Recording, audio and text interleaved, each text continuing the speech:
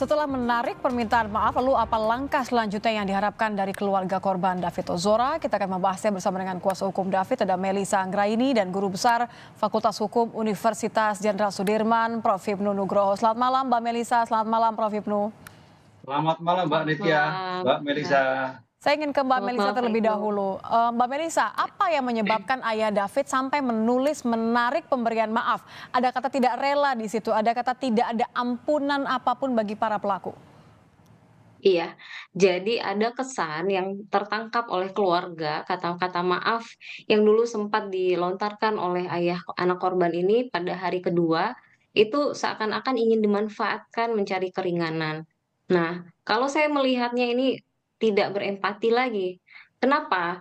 Pada saat disampaikan oleh orang tua anak korban tentang adanya kata maaf, itu kondisinya bagaimana? Hmm. Itu hari kedua David masih di rumah sakit dalam kondisi kritis, koma, dan keluarga masih dalam kondisi bingung, syok, tidak tahu apa yang sedang menimpa anaknya. Sehingga ketika waktu itu keluarga pelaku datang, di orang tua korban hanya ingin, "Ya udah buru-buru keluar deh dari sini. Kalau minta maaf ya sudah dimaafkan, yang penting proses hukum berjalan." Mhm. Karena ada gestur yang ditangkap, jangan sampai mereka, ingin berdamai atau apapun itu. Nah, pada saat itu saya tegaskan, kondisinya keluarga tidak tahu apa yang dialami David, video belum beredar, kemudian belum tahu apa yang akan, dialami bagi kesehatan David. Sampai hari ini kan kita tahu semua, kondisi David masih di ruang ICU, dia masih, eee, belum pulih kesadarannya secara penuh, baik secara kualitatif atau kuantitatif, dan dokter sampaikan dia mengalami cedera otak yang sangat parah, bahkan ini berpotensi permanen.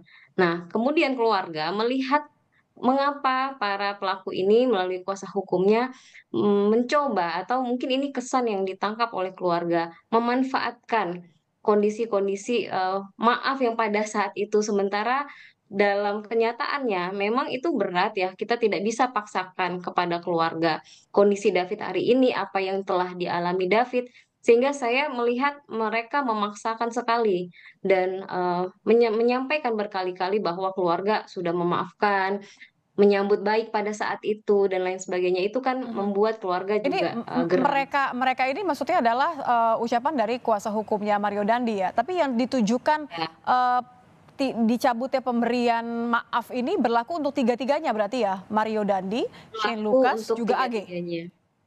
Iya, benar, berlaku untuk tiga-tiganya, Mbak. Jadi di media sosial ayahnya David juga menyampaikan, kalau ingin minta ampunan, mintalah ampunan kepada Tuhan kalian masing-masing, Hmm, begitu. oke. Karena rasanya memang masih berat dari orang tua David untuk masuk ke wilayah itu, sehingga lebih baik seperti kemarin, Pak Hipnu juga sampaikan, mereka Mhm, tunjukkan saja iktikat baiknya ya. dengan tidak berbelit-belit, tidak berbohong, Tidak ingin ya, kebaikannya karena kita kemudian tahu salah manfaatkan begitu ya. Saya ingin ke Prof. Hipnu. Prof, benar. kalau kita lihat dari pemberian maaf ini kan kita berkaca dari kasus terakhir pembunuhan berencana Yosua.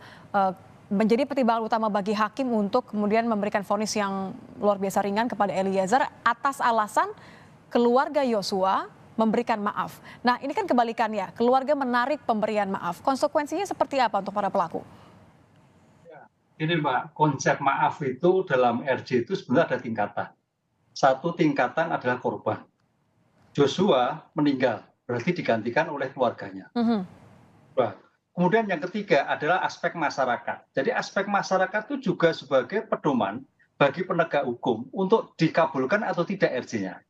Jadi bukan karena kepentingan korban, kepentingan keluarga korban, tapi juga kepentingan masyarakat. Ada gejolak atau tidak, gitu Mbak Nitya. Nah, sekarang pertanyaannya terhadap David, terhadap Mario, pertanyaan Mario ini kan konsep maaf itu maaf seperti apa? Belum maaf seperti hati, kan itu. Apalagi terhadap korban itu masih sakit. Idealnya itu korban dulu. Korban ditanya masih atau tidak, baru ke orang tua. Baru orang tua adalah masyarakat. Karena RJ itu bukan hanya pada masyarakat atau korban, tapi adalah kestabilan di lingkungan masyarakat.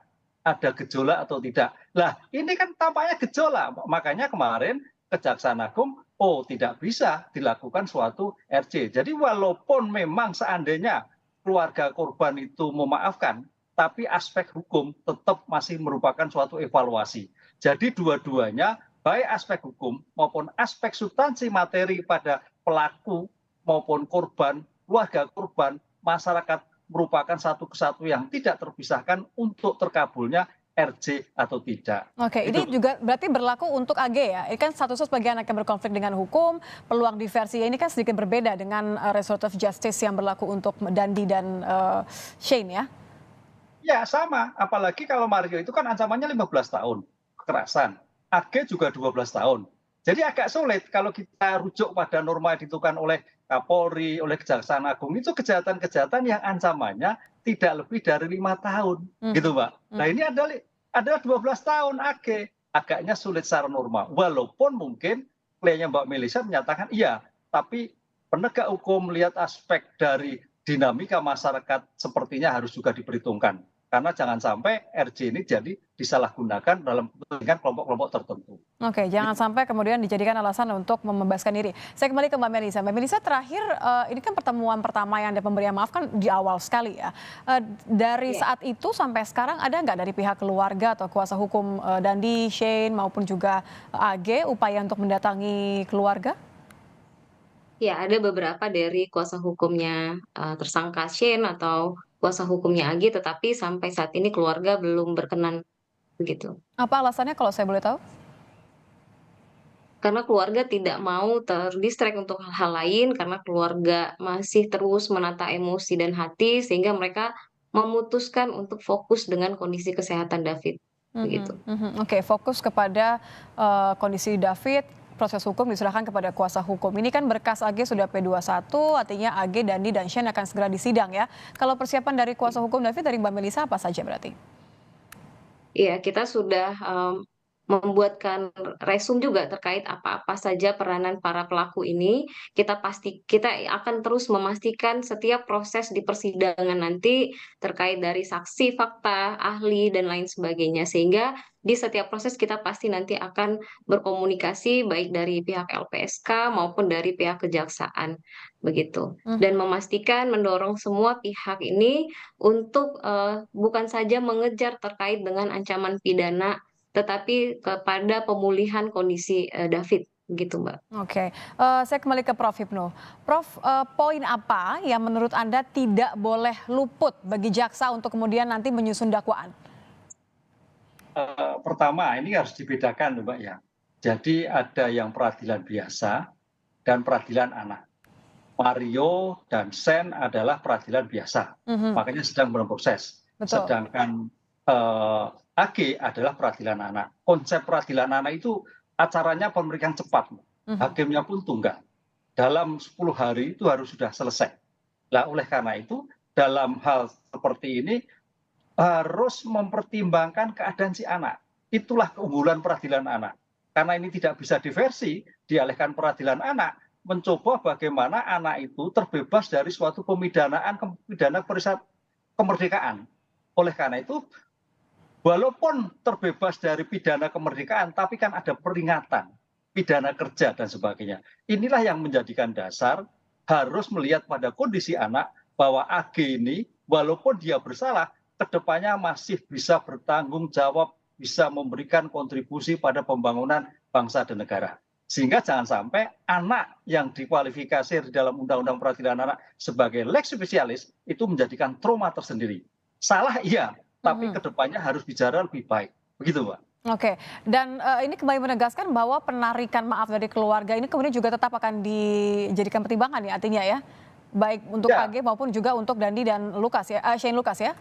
Ya, maaf kan sebagai faktor yang meringankan, Pak. Nanti kan pertimbangan-pertimbangan itu yang dilakukan bahwa hakim akan melihat, oh keluarga meminta maaf. Walaupun memang dari keluarga korban belum tentu. Tapi paling tidak rasa penyesalan dari para pelaku harus ada.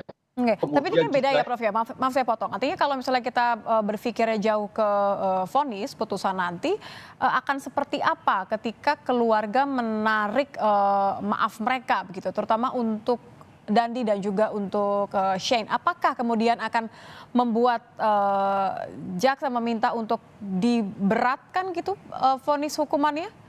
Ya, kalau kembali Mario Dendi dan Sen itu adalah tindak pidana biasa, Mbak, peradilan biasa. Sehingga ini harus memberikan suatu aspek deteren. Oleh karena itu ya pidananya maksimal. Maksimal seperti yang diancamkan dalam pasal 355, 15 tahun. Gitu, Mbak. Ini harus diperhatikan. Sehingga jangan sampai ke depan anak-anak yang baru lepas anak itu melakukan kejahatan yang semau gue. Aspek pidana sebagai aspek deteren untuk para calon-calon tersangka yang melakukan penghinaan berat seperti ini. Jadi jangan sampai ringan, kecuali AG lah. AG memang separuh dari ancamannya karena masih anak. Itu yang harus dibedakan konsep anak dan konsep bukan anak. Jadi saya perjelas ya, justru dengan keluarga menarik pemberian maaf, ini kemungkinan besar akan memperberat atau paling tidak memastikan bahwa ketiga pelaku ini mendapatkan hukuman maksimal. Ya, untuk Mario maksimal, Sen maksimal, kalau anak AG adalah separuh dari pidana yang diancamkan. Karena ketentuan rumusan seperti itu, Mbak. Dan ini yang diinginkan oleh keluarga, Mbak Melisa?